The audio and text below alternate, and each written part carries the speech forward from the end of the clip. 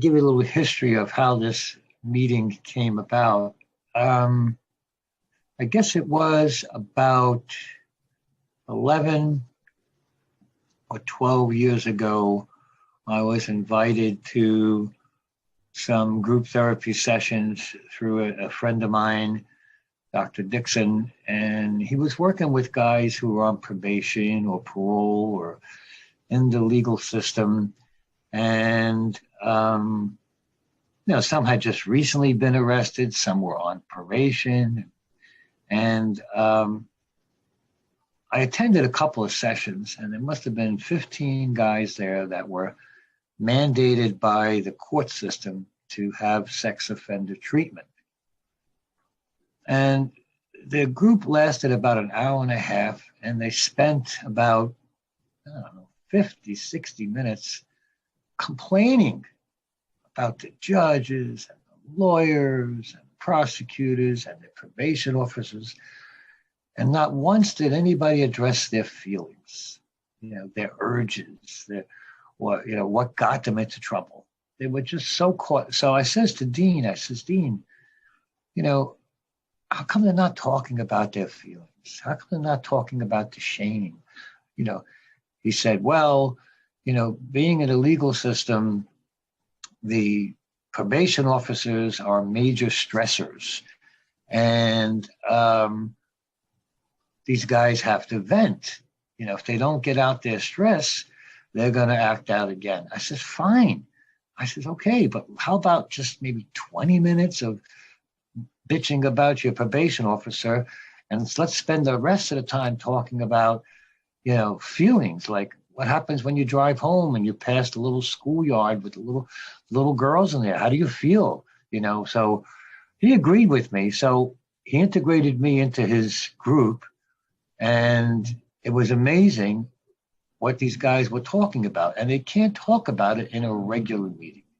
So Dean had a room upstairs, an extra room that wasn't being used. So I says, listen, Dean, can I start a meeting up there, a group? He said, yeah.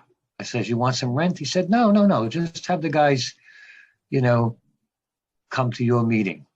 Well, here it is 10 years later, and the judges in Montgomery County, Bucks County, Jersey, 2 counties in New Jersey, actually mandate the guys to come to my meeting as part of their probation and parole. It's amazing. They are finally accepting sex addiction as a disease. All right. And basically, it's self-group therapy without the therapist. I mean, we have a format which I'll share. I'll screen share it. But basically, pre-COVID, we were getting together twice a week. And let me see if I can share this. Welcome to the Sunday night meeting of S.L.A.A. Legal and Life Consequences. My name is Michael, and I'm a sex and love addict who has had legal and life consequences as the result of my addictive behavior. This meeting is loosely structured, open group where interactive discussion is encouraged. It is for those members of S.L.A.A. who have had or could have had legal and life consequences as a result of their addictive behavior. Now, just because you haven't been arrested doesn't mean you haven't had legal consequences.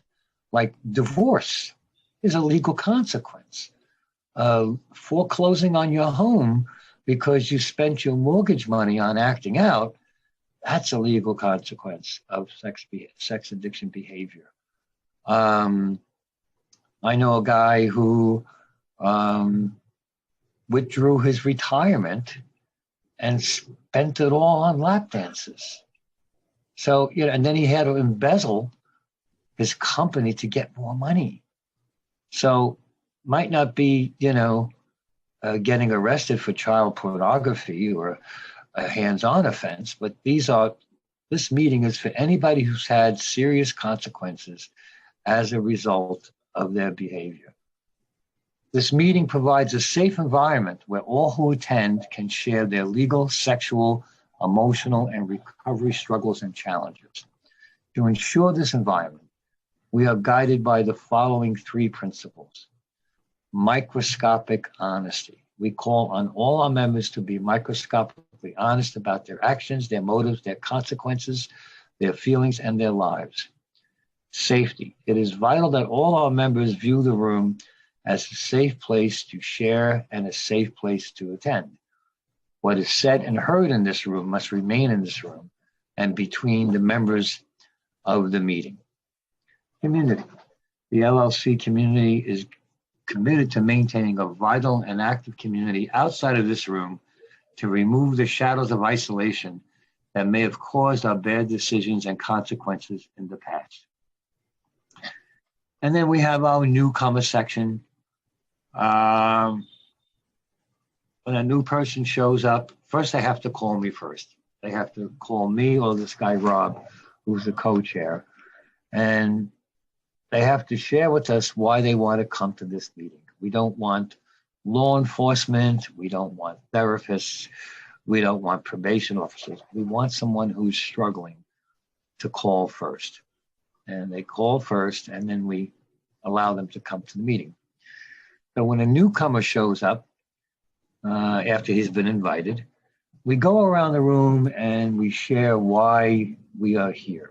Who's been arrested for child pornography, who's been arrested for voyeurism, exhibitionism, things that you don't normally hear in a regular room. So we go around the room, we give them a little history, and then we ask them to tell us why they're in the room. But they don't have to. They can just sit for the first meeting and they could listen. They don't have to share right away. Right. So let's just say a guy will say something like,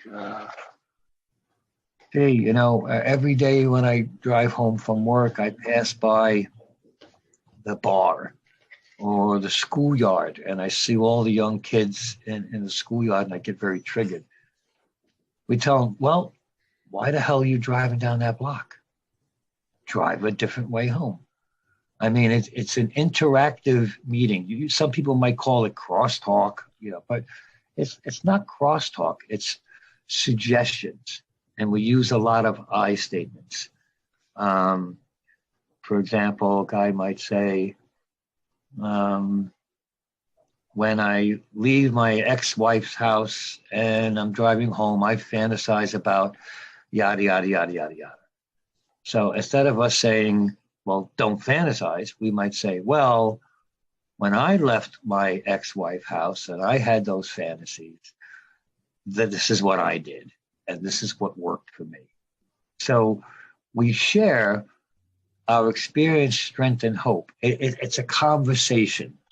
And each week, someone else might be, you know, stressing over an upcoming court date, or might be having some difficulties with his partner, and he wants some time. So he raises his hand and we give him the floor.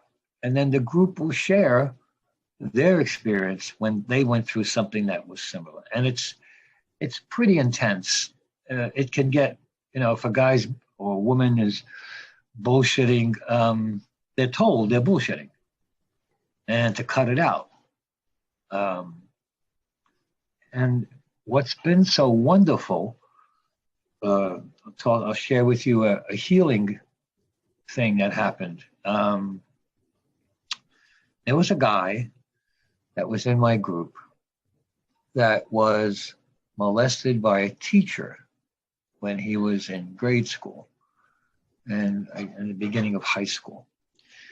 And he was ashamed, and he never had a girlfriend. He would wait around for the teacher. He didn't go to the graduation. He didn't go to the prom. And then she left the school. He was devastated. He was devastated and lost several years of his teenage life looking for this teacher. So here he is, a 30-something-year-old, coming to my group, and he's on the internet looking at teenage girls, looking for the teacher that he missed, looking for the first girlfriend that he never had. And, you know, he was stuck. He was stuck in his childhood, having problems with relationships. And he had a girlfriend who he wanted to marry, but he was just having a hard time. So lo and behold, I get a phone call from a teacher who molested a student. And it was in the newspapers and on Google and, you know, arrests. And she wants to come to the meeting. So here I have a victim and a perpetrator wanting to come to the room at the same time. The young man was already in the group. So I spoke to Dean Dixon, who's a therapist right downstairs. And I said, Dean, I have a victim and a perpetrator that are going to be in the room tonight. He said, well, I'm right downstairs. If you need me, just call me. You know what you're doing. You've been around a long time. Just take it, you know, slowly and see how they mesh. I says, okay. So the teacher told her story first. And you could see that she was in trouble. She had issues and she felt entitled. And, you know, he wanted me and, you know, he was always following me around the school and blah, blah, blah, blah, blah, all this entitlement. And I could see him, the young man, sinking in his chair. Then he spoke and he talked about how the teacher wrecked his life. And I saw her sinking in the chair. Well, in the end, there was so much healing. She got to realize how she victimized. And he got to realize how sick the teacher was when he was a little boy. That was an amazing, amazing group. And we talk about how victims grow up and become perpetrators because that's what they saw.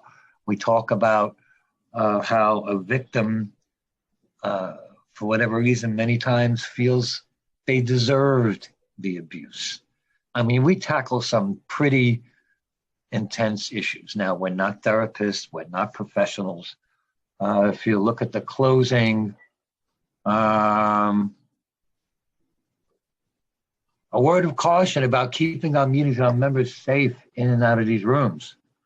During a life and legal consequences, meaning all of us are encouraged to dig deep into our romantic and sexual history to thoroughly examine our behavior, actions, and traumas that led us to these rooms. We recognize that these conversations have the potential to be very triggering to others in attendance. Regardless of the explicit nature of any conversation, all of us must expect a safe place to share our thoughts.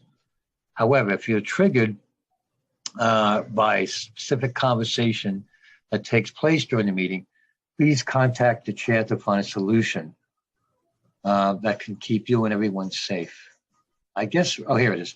The members of the LLC community are reminded that despite the experience and insight we can share, we are not licensed professionals, and that safety must take priority in all of our interactions. In other words, we don't give out legal advice. We don't give out psychological advice.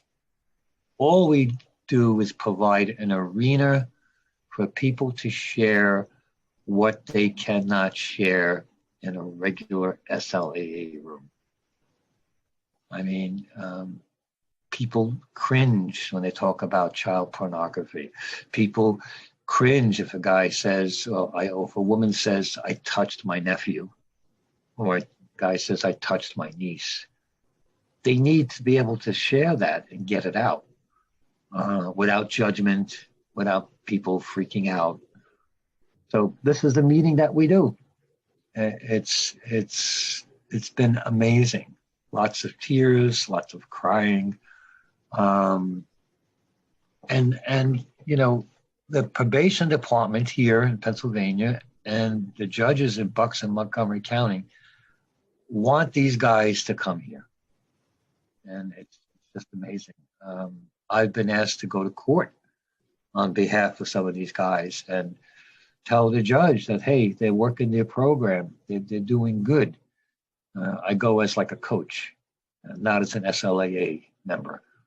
And that's it. I mean, this is what we're doing. And the guys are willing to share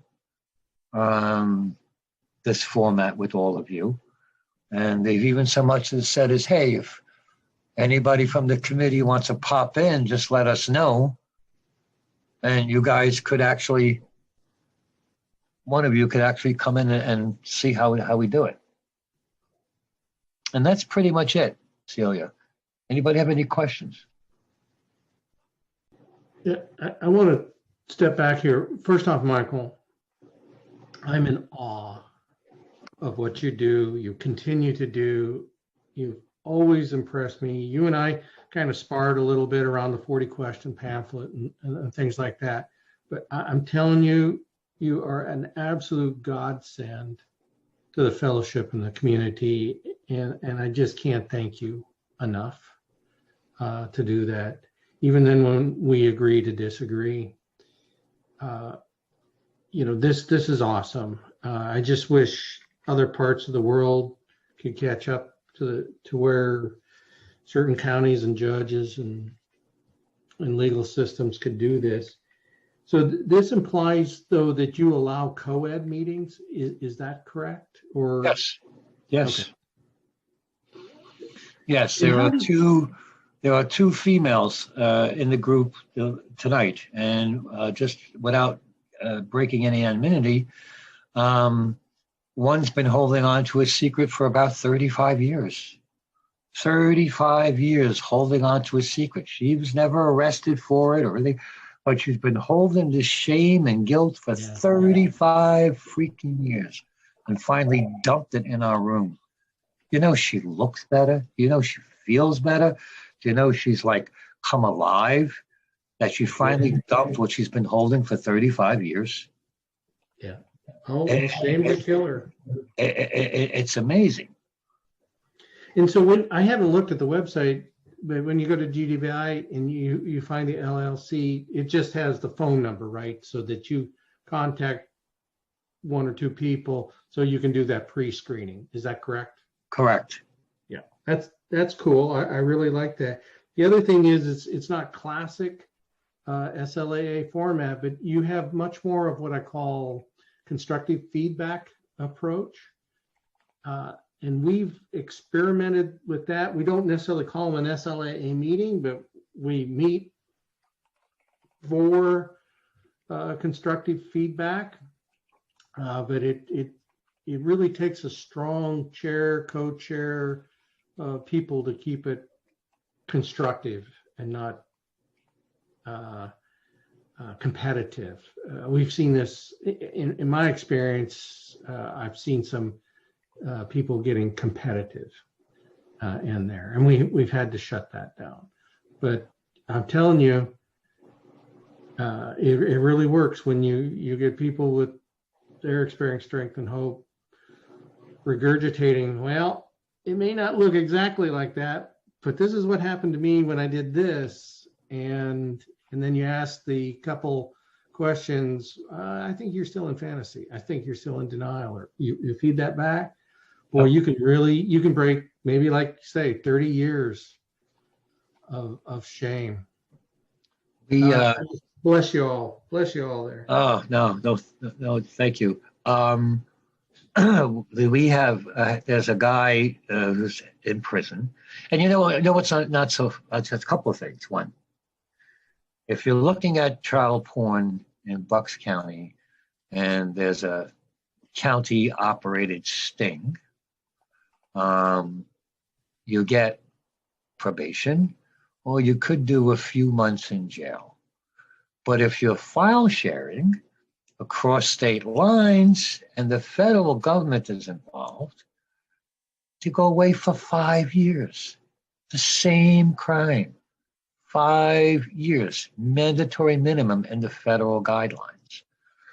So I have a guy who is getting ready to come out. He'll be out in March. He's been away now for a little over a year.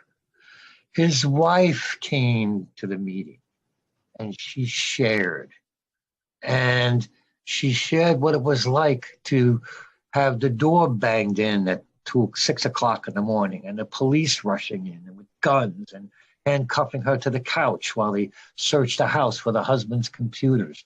She spoke from the spouse's side. And the guys were like, oh, they had never heard the other side. A lot of times when a guy gets arrested or he's done something wrong, he's like, oh, poor me, and I'm the victim, and blah, blah, blah, blah. We don't put up with that crap. How about your family? How about your children? How about your neighbor? Has transferring to Zoom and being behind a screen changed the quality of the recovery that you can achieve together? It's never asked that question. Well, it certainly has increased attendance because people are zooming in from pretty far away where they wouldn't be able to drive. That's another thing. A lot of the guys and women, they're not allowed to leave their county. So it was difficult for them. They had to get permission to come to Newtown, where we used to meet in person. So now, via Zoom, if they have permission to be on the internet, because some don't, they have to call in on a flip phone. Really, see, there's so many restrictions. Some of the guys have to call in on a flip phone. They are not allowed internet access as part of their sentence. So Zoom has allowed people from far away to Zoom in and share in the experience. But the trust, well, we see each other. I mean, I never realized that Zoom could be as intimate as the in-person meeting. But yeah, there's no hugs and there's no hand holding, but the intimacy is the same. I would say the intimacy is the same, Celia. And would it be an argument it's possibly safer? What would you say to people in the community who, through ignorance or fear, think it's a mistake to put criminals together?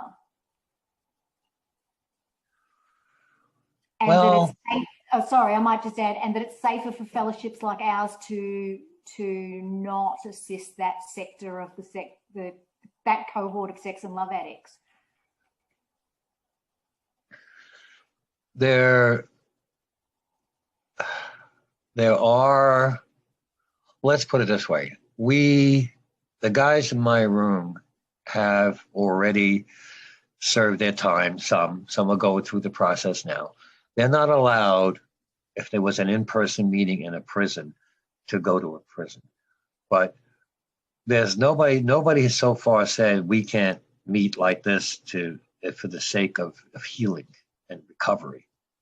I mean, many alcoholics have committed DUIs and crimes, and yet they can go to, I mean, they've committed felonies, many of them, that have, killed people, homicide, and they can go to meetings. So no one's ever said we can't get together in this format. I think they'd be upset if we met at a bar and we're planning to commit a sexual crime. I mean, I think but for the sake of recovery, no one has said anything about it. They're actually encouraging it. It was certainly, it started out where I used to just wing it. And then on the days that I couldn't be there, Rob would wing it. And then we sat down together and he said, this is, because it used to be 3-4 people. Now there's 17 religiously. So Rob pretty much is the author of this, and we tried it for a few weeks and we got some suggestions from the group. So we did a group conscience on it. And then this is the final format, what I'm showing on my screen now. Thank you. I guess I should stop sharing. So in my part of the world, sorry about that terrible feedback. In my part of the world, prisons and the justice system tend to prepare inmates for transition back into the real world. And one of the things we can do in other fellowships is go in and have meetings, and so that when they come out, they are already in a home group, have a sponsor, and can transition into the love and support of our community. Do you think your meeting format would translate to meetings in prisons?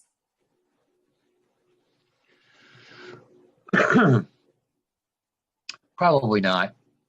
I don't know about your side of the world, but we're not allowed. And there's actually a prison in Avenel, New Jersey, that is just for sex offenders. They have their own programs, but they will not allow us to come in and have meetings. And then plus, some of these guys, let's put it this way, they're afraid to share what's really going on inside. And I'll give you a perfect example. If you're in a meeting and a guy is sharing a fantasy, an illegal fantasy, he's afraid that someone's going to tell his probation officer and get violated. So they don't share. They don't share. They're not going to talk in prison. Huh? Makes so much sense. What's the gender balance? SLAA is now 50-50 male-female. What's the gender balance of your meetings? The regular S.L.A.A. is about 60% men, 40% women. In my group, it's 80% men, 20% women. Do you see down the track separating into male gender identification and female gender identification, or do you think that would undermine the whole point of bringing together people from diverse, as you mentioned earlier, both perpetrators and victims together? Well, that was, it's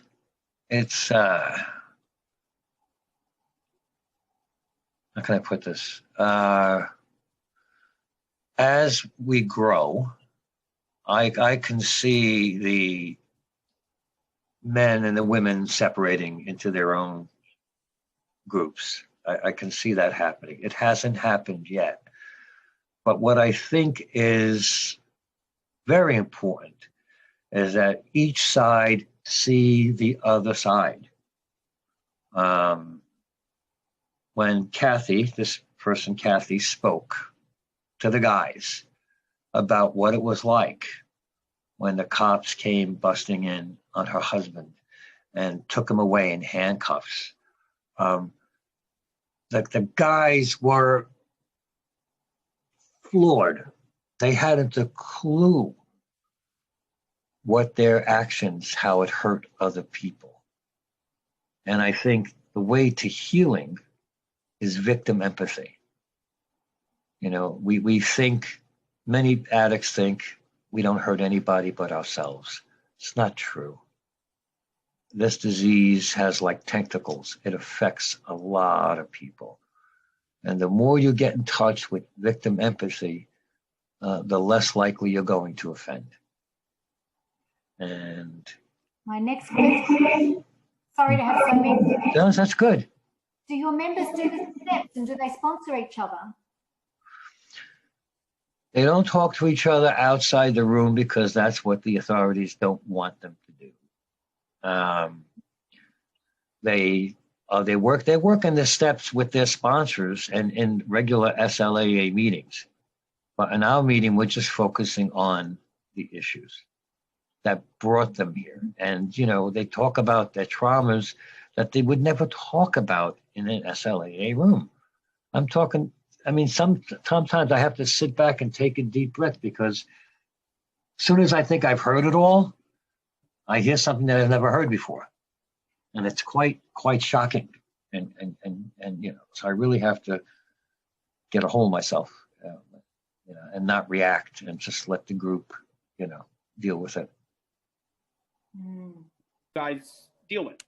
In regular SLA meetings, they do say, please refrain from naming, acting out places, specific places, websites, etc., because that might be triggering to others. Well, each group is autonomous, except in matters that affect SLAA as a whole. If one particular meeting wants to really screen the shares, that's cool. But let's face it, when you go into a room and you don't talk about what's really going on, and then you go outside the room and all these triggers are there, I believe that, the outside world, how can I put it? What you experience on the outside, you have to share in a room. Otherwise, you're not going to be able to handle what's on the outside, if that makes any sense. Right. Well, S.L.A.A. is the only fellowship that produces the booklet Triggers as a resource. We understand that it's only in being triggered that we can surface the trauma and the feelings and feel to heal. So avoiding triggering would actually completely undermine one's recovery. But you'd hope people build emotionally safe relationships, such as sponsorship and recovery partners, where they can be completely and rigorously honest. Thank you so much for the time that you've given us, and I think it's been incredibly enlightening. I have one last question for you. It's more of a suggestion than a question, so I apologise. Some other recovery fellowships, not 12-step, have programs to train meeting facilitators. The meeting you're holding is highly specialised, and I can see it's got great potential to benefit not just the attendees but the community as a whole. So you perform an important service, but to carry it and scale it, as they say, to other countries and other states, would you suggest there should be chair or facilitator training, or they should be a trained therapist to handle the emotional intensity? It's a good question. Let me think about that a second. There's something to say about addicts helping addicts. When you introduce a trained professional, suddenly people tend to not shut down, but they tend to sanitize. See, the whole idea behind our meeting is there is no judgment. There is no professional in the room. It's just people sharing their guts. And the facilitator just has to guide the group, not take it in, not judge, just, help the group. I'm thinking once you start training, how do you, I don't know, I'd have to think about that. How do you train a facilitator? And not, it's interesting. It's just, go ahead, yeah. Yes, sir. Yeah, I've actually I've had to deal with this. Yeah, so I've been trained as a recovery coach. Okay, and depending upon which state you're in the United States, it may be different in Australia and elsewhere, but certain states have mandatory reporting laws. So right. As a trained recovery coach, even in a 12-step meeting, I am required, if there's homicidal tendencies, parental, abuse, child abuse, things of that nature, and suicide, the four things, right. I'm under law to report that. And so every professional would be under the same law Right. depending upon the state, to report that. Right. And that's what Michael's saying, that gets in the way. Sometimes we have meetings where people dump and I have to leave, not because it triggered me. I don't want to get in a situation where I have to play, do I help the person or do I obey the law? It's easy for me. I wouldn't obey the law. I would help the person. Right. But I don't want to put myself into that situation. And every state is different and has different rules. So you just have to look. I mentioned earlier that they attend a suite of meetings, but at the other meetings, these are things they can't mention, as you pointed out, because they'd be too triggering for others. So it's just a missing piece of a jigsaw of recovery, isn't it, Michael, that you're covering? There's something where people could only recover so far, but they couldn't share the matters that were, that would be, as Earl points out, ordinarily reported by other members. Yeah, everybody in the room has a sponsor. Everybody has a sponsor. That's a requirement? Oh, good. No, yeah, it's a requirement to have a sponsor and to be working the steps outside of the room. Fantastic. But the legal consequence room, it's discussion. It's discussion, it's triggers, it's trauma, it's history, it's how do we move forward? I mean, a guy gets out of jail, he has to start over. He has no job, maybe he lost his home, lost his wife, lost everything. He's coming out of jail. How do we help? Well, you come to this meeting and we'll help. We actually have a list of all the companies in the area that will hire felons, and we'll share that list to help you get a job. Is it only one meeting or several? I lost you.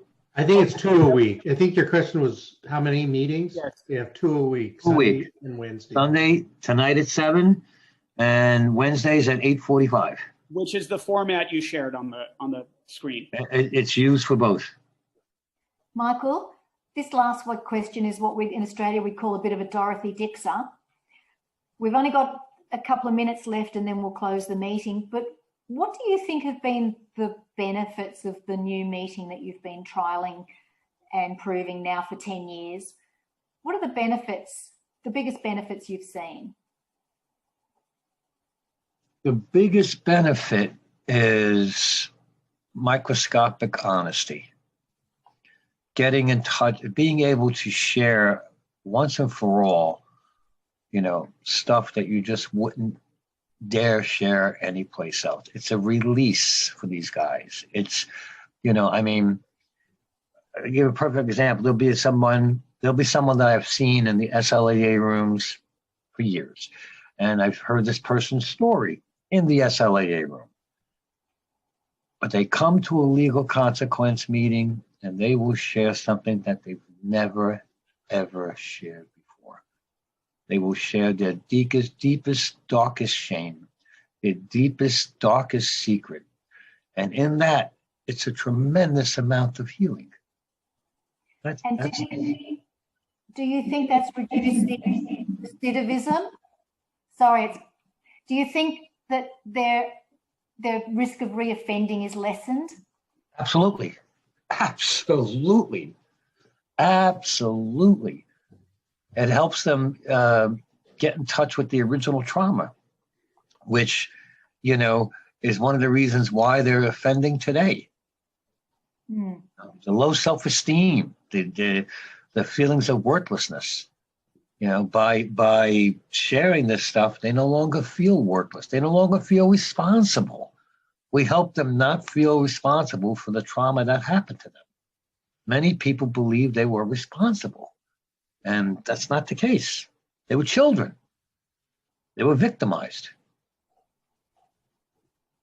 I want to personally thank you for your incredible service and your generosity in sharing it with us today, and to wish you every success in what you do. I think you're making a safer community